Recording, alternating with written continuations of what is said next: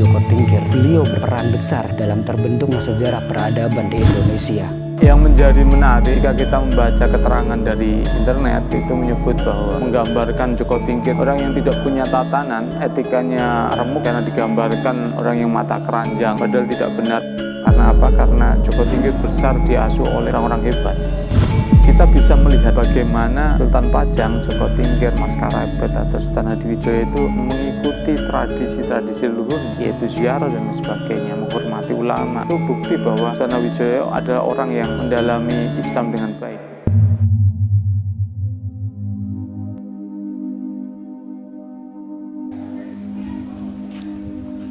Ada sebuah kisah yang tidak bisa dihapuskan dari catatan sejarah, yaitu mengenai Mas Karebet atau yang umum disebut Joko Tingkir dan atau Sultan Hadiwijaya.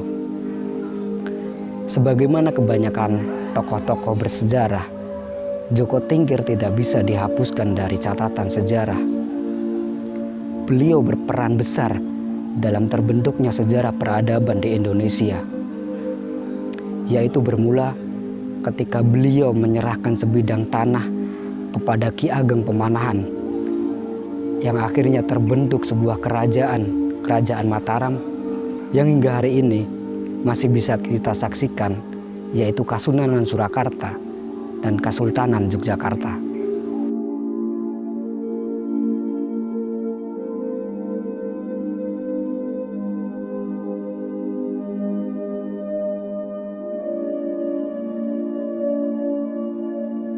Mengenai silsilah Joko Tingkir, mungkin bisa dijelaskan lebih dalam lagi mengenai garis keturunan Joko Tingkir.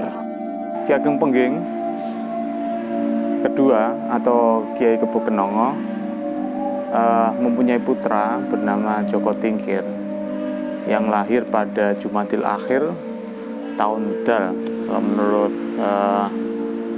Babat Joko Tingkir yang ditulis oleh Pakubuwono yang ke-6, dari istri Kebo Kenongo yang bernama Nyai atau Ni Rubiah yang berasal dari Butuh Sragen hari ini.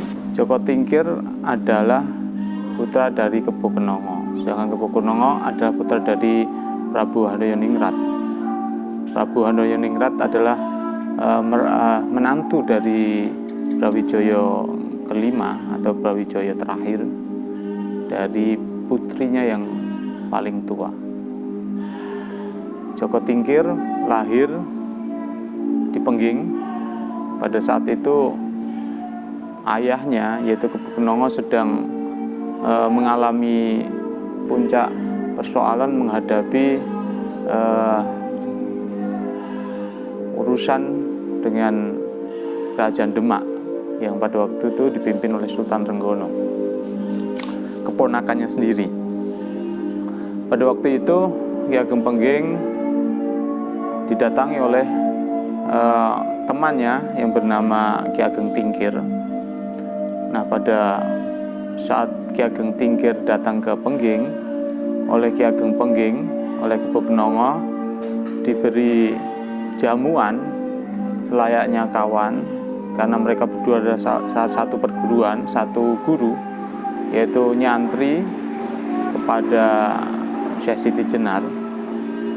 Diberi jamuan dan diberi suguhan wayang, gelar pewayangan waktu itu, yaitu wayang beber.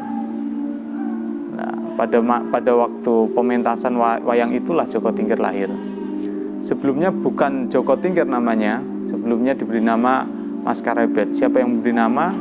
Ki Ageng Tingkir, karena lahir pada saat pentas pewayangan itu digelar.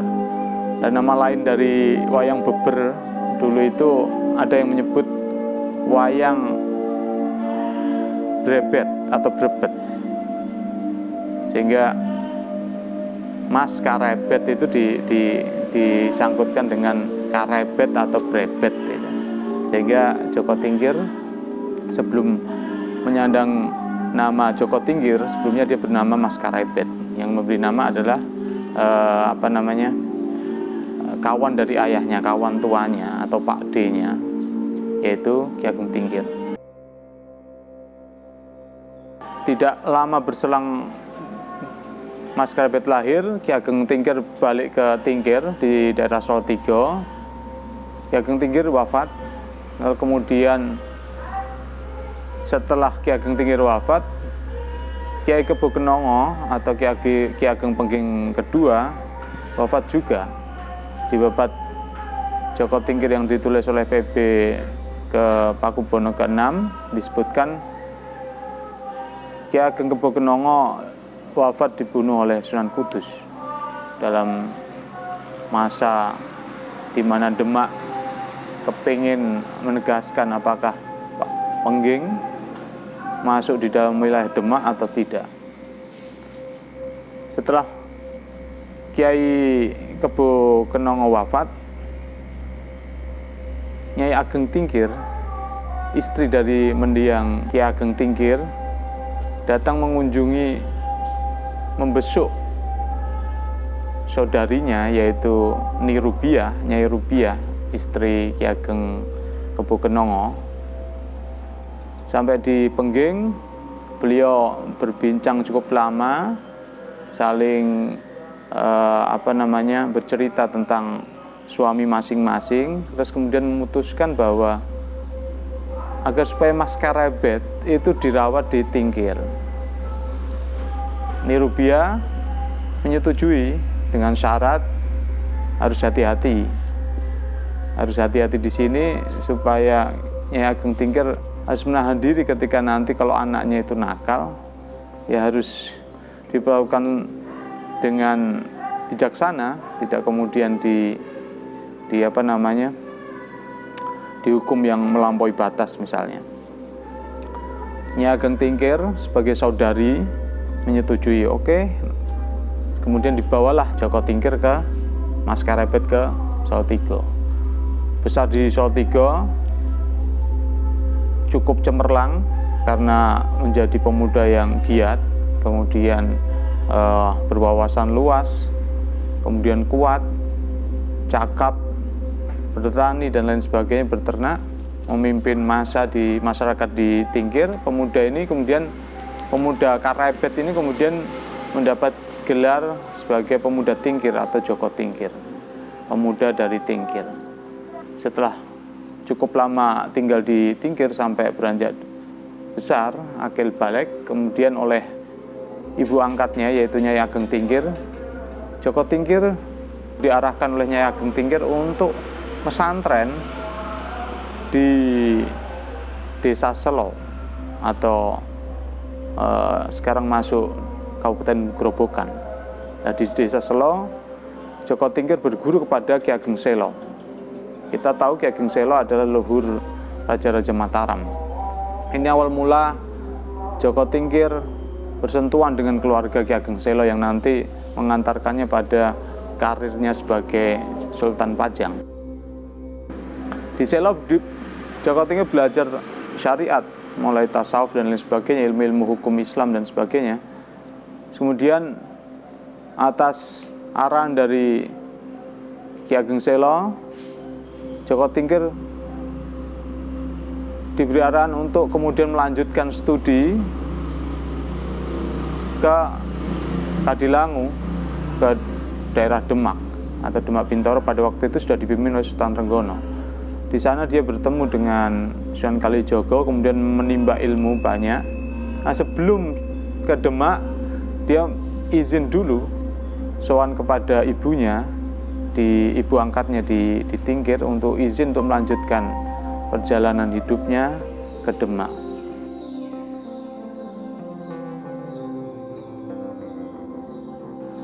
Setelah mendapat izin dari ibu angkatnya di Tingkir, Nyai Ageng Tingkir mengizinkan Joko Tingkir untuk berangkat ke Demak. Sampai di Demak diterima oleh saudara Nyai Ageng Tingkir yang pada waktu itu menjadi takmir atau marbot Masjid Demak. Di sana awal mula dia berjumpa dengan calon mertuanya yaitu Sultan Trenggono atau musuh dari ayahnya Ki Ageng Kebo Kenongo.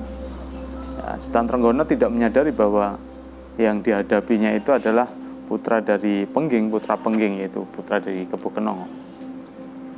Dari sana ia berjumpa dengan Sultan Trenggono, takjub di babat Joko Tingkir, takjub mendapati seorang pemuda yang gagah, ganteng, dan cekatan. Karena pada waktu itu Sultan Trenggono miyos dari sholat Jumat, beliau keluar dari masjid, kemudian ada seorang pemuda itu karena mendapati kedatangannya seorang raja itu, Sultan Trenggono sendiri, kemudian seorang pemuda itu melompat tapi dengan cara membelakangi kolam, padahal kolamnya cukup luas. Beberapa menyebut bahwa kolam itu adalah kolam yang sampai hari ini bisa kita temui di pelataran Masjid Demak itu. Jadi melompat ke belakang. Itu membuktikan bahwa Joko Tingkir, pemuda ini orang yang mempunyai kelebihan. Dari sana itu menarik perhatian Sultan Trenggono. Ini awal mula karir Joko Tingkir masuk di dalam lingkungan kerajaan Demak. Kemudian Sultan Trenggono takjub, kemudian menanyai, dari mana? Dari Tingkir, bernama Joko Tingkir, putra dari Ki Ageng Tingkir, sehingga Sultan Trenggono tidak mengetahui bahwa itu adalah putra dari bekas rivalnya yang sudah meninggal, yaitu Ki Ageng Kebukenongo. Setelah Joko Tingkir masuk di dalam lingkungan kerajaan dan diangkat sebagai senopati, bahkan di dalam penjelasan di babat Joko Tingkir itu disebutkan Joko Tingkir mendapat posisi yang strategis, yaitu sebagai penerima calon perwira pada waktu itu. Sehingga disebutkan di banyak cerita, dia berjumpa dengan salah satu jagoan pada waktu itu yang bernama Dadung Awuk. Kemudian karena Joko Tingkir disebutkan tidak suka dengan perangai Dadung Awuk yang berangasan itu, yang liar itu, kemudian menusuk konde atau nusuk konde, berupa buntelan suruh atau sirih, daun suruh itu ditusukkan, sudah limbunglah Dadung Awuk. Kemudian itu yang kemudian oleh Sultan Trenggono dianggap perbuatan yang gegabah karena membunuh calon perwira yang potensial, sehingga kemudian Joko Tingkir tersingkir. Nah, justru dari waktu Joko Tingkir tersingkir atau disingkirkan oleh Sultan Trenggono untuk pergi dari Demak, itulah awal mula Joko Tingkir kemudian mendalami keilmuan yang lebih dalam, karena dari situ dia berjumpa dengan Pak D-nya atau pamannya, kakak dari ayahnya, yaitu Kebu Kanigoro. Dari Kebu Kanigoro dia mendapat banyak sekali pencerahan, termasuk kalau Anda membaca di banyak keterangan itu hanya soal kanuragan dan sebagainya, padahal tidak. Anda bisa membaca di banyak sumber, misalnya babat Joko Tingkir sekali lagi yang ditulis oleh Pakubuwono yang ke-6, itu disebutkan bahwa Kebu Kanigoro, Kebukenongo itu pasca kematian ayahnya Raden Dandolingrat itu diasuh oleh neneknya atau mendiang Permaisuri Brawijaya kelima. Dari neneknya itu dibawa ke Bonang. Kita tahu Sunan Bonang pada waktu itu menjadi sunan atau ulama yang cukup ternama, putra dari Sunan Ampel Dento. Di sana dia mondok pesantren. Oleh karena itu ketika Joko Tingkir berjumpa dengan Kebu Kanigoro, otomatis Kebu Kanigoro akan menularkan ilmu yang didapat dari Sunan Bonang pada waktu itu. Dari sanalah kemudian berjumpa dengan Kebu Kanigoro, kemudian disebutkan di beberapa catatan dia menguasai beberapa ajian, salah satunya ajian yang kita kenal dengan ajian menaklukkan kerbau yang ngamuk itu, Kebu Giro itu. Beberapa menyebut Kebu Giro itu diberi jimat atau apa untuk kemudian marah. Nah, kebu itu digiring di pesanggerahan Sultan Trenggono. Waktu Sultan Trenggono masih santai itu di tengah hutan menikmati alam, nah kebu itu dilepas. Nah, kerbau itu mengamuk di pekeman Sultan Trenggono itu. Lah, kemudian Joko Tingkir datang untuk kemudian menenangkan kerbau itu. Nah, Joko Tingkir yang dulu diusir dari Kerajaan Demak, kemudian oleh Sultan Trenggono ditarik lagi, dan tahu bahwa ini orang memang hebat, punya potensi besar, sehingga akan sayang jika kemudian dibiarkan keluar dari Demak. Lalu kemudian Sultan Trenggono kemudian mengetahui bahwa ini Joko Tingkir yang dulu pernah dia usir pergi dari Demak karena membunuh Dadung Awuk itu, salah satu calon perwira yang potensial. Kemudian dari sana Joko Tingkir mendapat perhatian dari Raja Demak, Sultan Trenggono, kemudian sampai memutuskan untuk salah satu putrinya dinikahkan dengan Joko Tingkir. Dari pernikahan itulah karir Joko Tingkir melonjak, karena dia berkarir, dia menjadi menantu raja.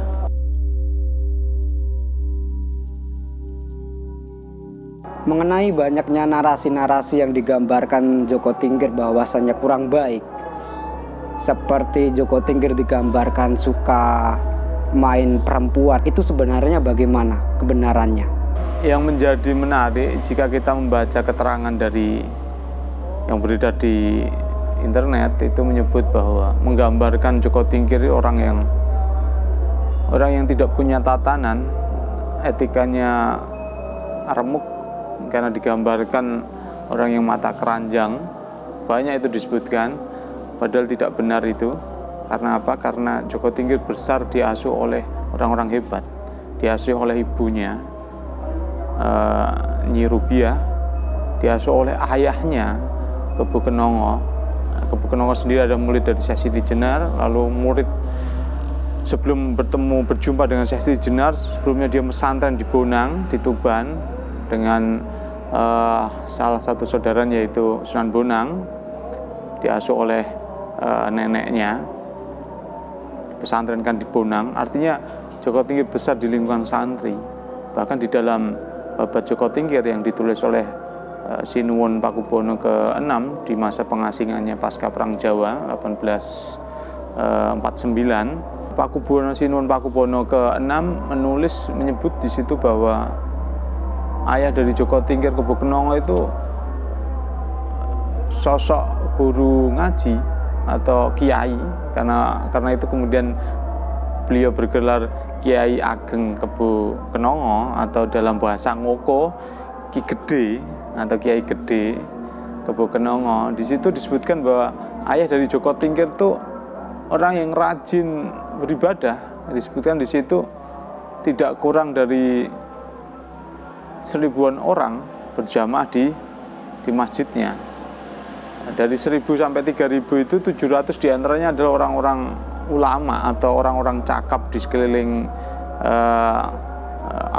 padepokan yang dibangun oleh Kebu Kenongo di Pengging. Sampai hari ini Anda bisa menjumpai masjidnya. Mungkin masjid yang hari ini ada berubah ukurannya, tidak seperti pada masa Kebu Kenongo. Jadi di situ disebutkan bahwa Kebu Kenongo adalah sosok pribadi yang baik, santri. Bahkan ketika ditawari untuk sowan ke Demak, dia sudah tidak punya kepentingan lagi untuk ke Demak, karena dia hanyalah orang yang fakir, kemudian saya adalah santri desa dan sebagainya. Nah, bayangkan saja Joko Tingkir besar di lingkungan santri. Setelah besar di Pengging di bawah asuhan ibunya, setelah ditinggal wafat ayahnya, kemudian ke Tingkir, diasuh oleh Nyai Ageng Tingkir. Di situ dia juga diajari ilmu-ilmu agama.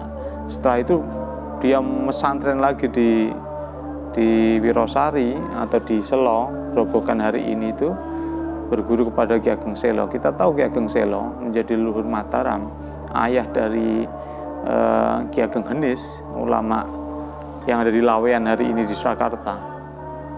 Artinya tokoh-tokoh itu tidak lepas dari suasana santri, karena di tidak jauh dari kediamannya pasti ada masjid, pasti ada surau dan lain sebagainya. Joko Tingkir besar di lingkungan semacam itu. Jadi mustahil ketika kita atau tidak relevan kita membayangkan bahwa Joko Tingkir itu orang yang tidak punya etika, mata keranjang dan sebagainya.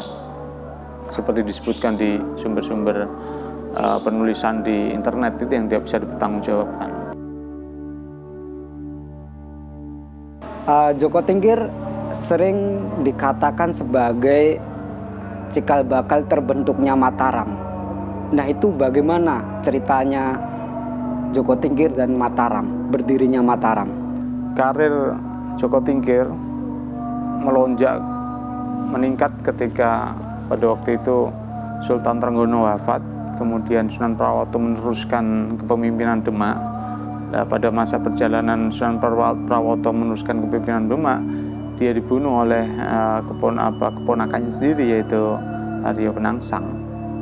Dibunuh, kemudian bukan tanpa sebab Arya Penangsang membunuh Prawoto, karena Sunan Prawoto disebut telah membunuh ayah dari Arya Penangsang atau adik dari Sunan Prawoto sendiri, yaitu Raden Kikin Sedolapen, dibunuh. Kemudian dibalas oleh Arya Penangsang. Arya Penangsang mempunyai musuh, yaitu Joko Tingkir. Joko Tingkir atas perintah atau saran dari mendiang istri Sunan Prawoto, yaitu Ratu Kalinyamat, dia membuat perhitungan dengan Arya Penangsang. Jadi setelah menerima keluhan dari mendiang Sunan Prawoto atau iparnya, Arya Penangsang berjumpa dengan putra dari Ki Ageng Selo seperti Ki Ageng Pemanahan, Ki Juru Mertani, dan cucu dari Ki Ageng Selo yaitu Sutowijoyo. Dari pertemuan itu kemudian mereka merencanakan untuk menyerbu Arya Penangsang di Jipang Panolan. Mereka berperang, kemudian dimenangkan oleh kubu Joko Tingkir, kemudian dia berhasil menguasai Jipang. Jipang ini kemudian nanti kuasaannya itu dikuasai oleh putra dari Joko Tingkir, yaitu Pangeran Benowo pada masa pasca Joko Tingkir wafat. Sebelum menyerang Jipang Panolan, menyerang kekuatan Arya Penangsang, Joko Tingkir membuat beberapa perjanjian di hadapan keluarga dari Ki Ageng Selo, keluarga Selo, di depan Ki Ageng Pemanahan, kemudian di depan putra dari Ki Ageng Pemanahan, kemudian di depan Ki Juru Mertani dan lain sebagainya, itu bahwa ketika nanti kita berhasil menyerang Jipang, mengalahkan Jipang, nanti akan dapat upah mereka, keluarga Ki Ageng Selo itu.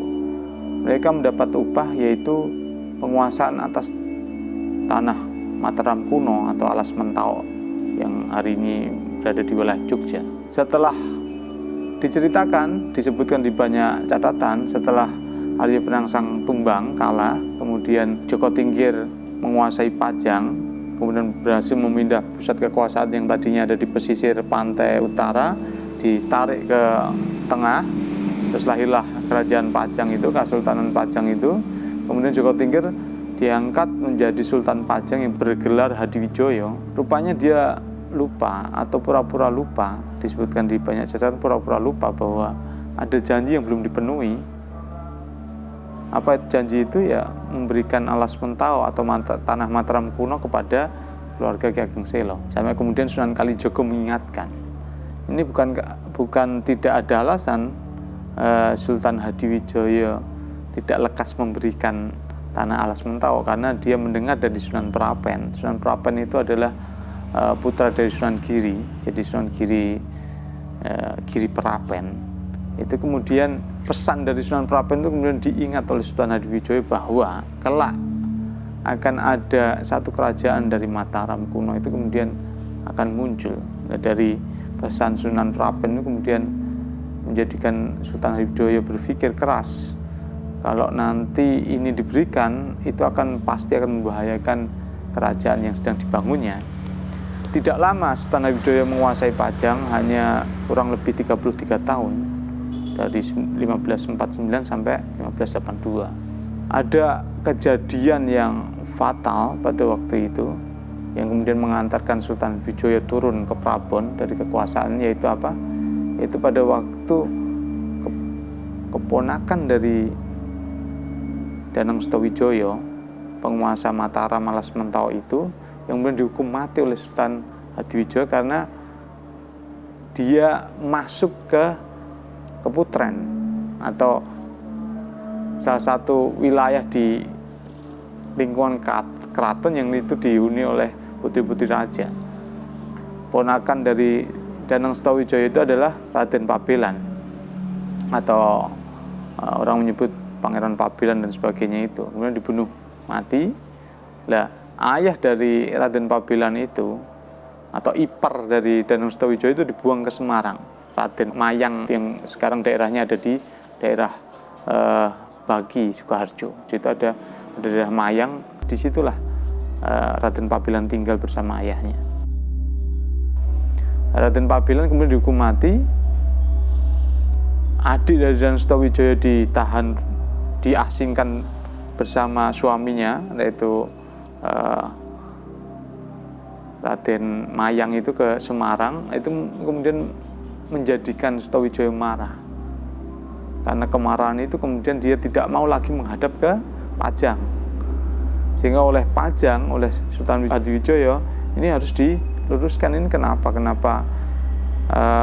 Sutawijaya tidak mau menghadap ke Pajang.